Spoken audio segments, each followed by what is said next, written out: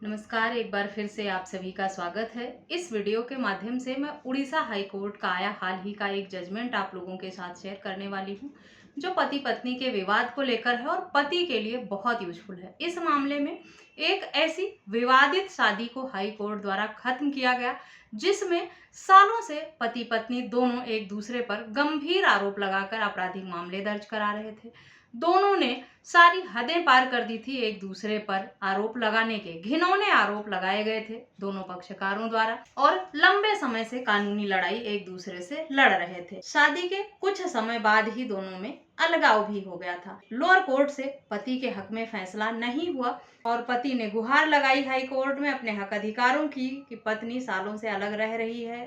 गंभीर आरोप लगाकर मामले दर्ज कराए हैं।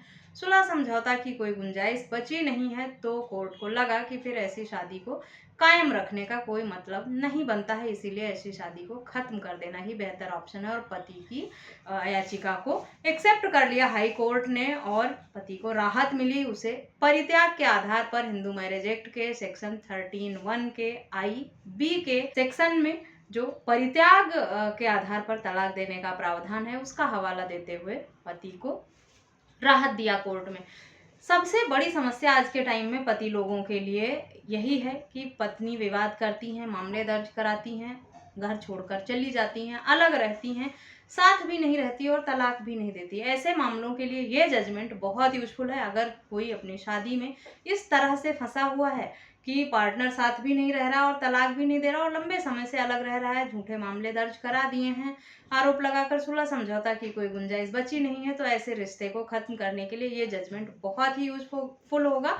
पूरी जानकारी पाने के लिए इस जजमेंट पर क्या है पूरा मामला, किस तरह की टिप्पणी की हाई कोर्ट ने और किस केस में ऐसा फैसला सुनाया गया है, इसे जानने के लिए इस वीडियो को अंत तक जरूर देखें। अगर मेरे चैनल पर नए हैं, अब तक सब्सक्राइब नहीं किया है, तो प्लीज सब्सक्राइब करके बेल आइकन को जरूर प्रेस करें, ताकि इस तरह की और भी इंफॉर्मेटिव वीडियोस आपको घर बैठे मिलती रहे। मामले में पक्षकारों की शादी 3 मार्च 2013 को हुई थी और 21 दिसंबर 2013 से दोनों अलग रहने लग गए थे। 12 सालों से दोनों के बीच में अलगाव था। कोर्ट ने पाया कि दोनों पक्षकारों द्वारा सुलह समझौता करने का कोई भी प्रयास नहीं किया गया, यानी ना पति द्वारा सेक्शन 9 किया गया, ना पत्नी द्वारा किया गया। दोनों में से किसी ने इन 12 सालों में एक दूसरे के साथ रहने की कोई भी मांग नहीं रखी, ना ही मामला सुलह समझौता के लिए गया, बल्कि दोनों एक दूसरे पर गंभीर आरोप लगाकर एक के बाद एक केस दर्ज कराते रहे और घिनौने आरोप लगाते रहे, ऐसा कोर्ट का कहना था, जिसकी वजह से उनके रिश्ते में इस हद तक कड़वाहट बढ़ती चली गई कि कोर्ट को लगा कि जहां पर 12 सालों से अलगाव हो, दोनों एक दूसरे पर इस तरह के गंभीर आरोप लगाते हों और सुलह समझौता की एक भी बार कोशिश न की गई हो, उस रिश्ते को खत्म होना ही, तलाक होना ही बेहतर माना जाता है। और इसी बात को ध्यान में रखते हुए पति की याचिका को इस मामले में कोर्ट ने एक्सेप्ट किया। इस मामले में फैसला सुनाते हुए हाई कोर्ट ने श्रीनिवास राव बनाम DA दीपा 2013 जजमेंट का हवाला दिया, जिसमें विवाह के अभूतपूर्व विघटन का हवाला देते हुए कि इतनी कड़वाहट हो गई है रिश्ते में कि सुलह समझौता की गुंजाइश बची नहीं है। दोनों ने एक दूसरे पर गंभीर आरोप लगाए हैं, घिनौने आरोप लगाए हैं और सुलह समझौता की गुंजाइश नहीं है। ऐसे रिश्ते को खत्म ही माना जाता है, उसका वजूद उसे जबरदस्ती बांधकर नहीं रख सकते, जहां पर शादी इस तरह के कृत्यों से ही खत्म हो गई हो। जब बात तलाक की आई तो पत्नी द्वारा 30 लाख रुपए एलिमनी मेंटेनेंस के रूप में मांग की गई थी। 30 लाख रुपए कोर्ट को बहुत ज्यादा लगा।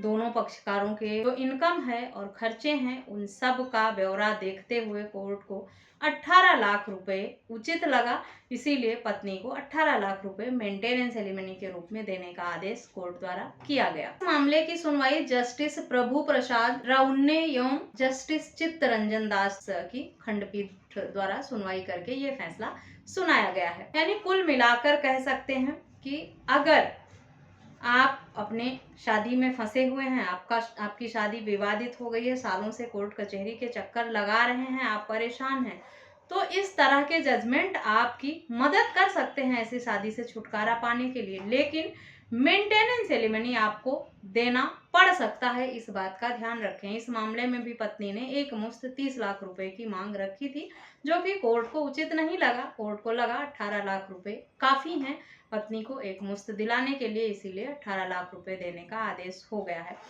फिलहाल पति को यह अधिकार है कि वो चाहे तो इस मामले को या इस आदेश को सुप्रीम कोर्ट में चैलेंज भी कर सकता है, या पत्नी चाहे अगर तो वो भी चैलेंज कर सकती है। जैसा कि पक्षकारों के पास ये राइट होता है कि अगर वो सक्षम न्यायालय के फैसले से संतुष्ट नहीं है तो अपर न्यायालय में जाने का प्रावधान है। जैसा इस मामले में हुआ था कि पति ने जब तलाक की याचिका लगाई तो परिवार न्यायालय ने मना कर दिया तलाक देने से, ग्राउंड नहीं लगा या पति अपनी बातों को सही से साबित नहीं कर पाया कोर्ट में, जो जिसकी वजह से फैमिली कोर्ट ने तलाक देने से मना कर दिया था। लेकिन वही बात जब पति ने हाई कोर्ट में दोहराई और अपने पक्ष को रखा तो हाई कोर्ट को पति का पक्ष सही लगा और पति के हक में फैसला दे दिया।